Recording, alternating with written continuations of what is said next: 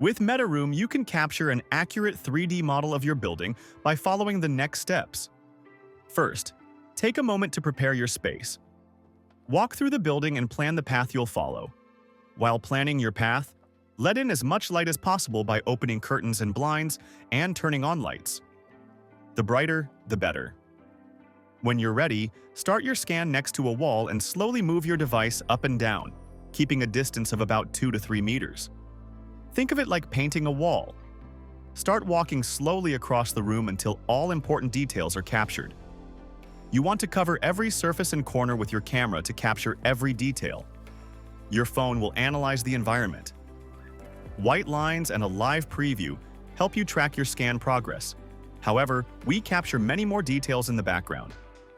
In case you forget something, we always have you covered. Don't rush your scan. Taking a little extra time now will save you a lot of time later. Remember to scan the ceiling and floor too so the model is complete. When you are done scanning, tap Finish section. You can now review your scan.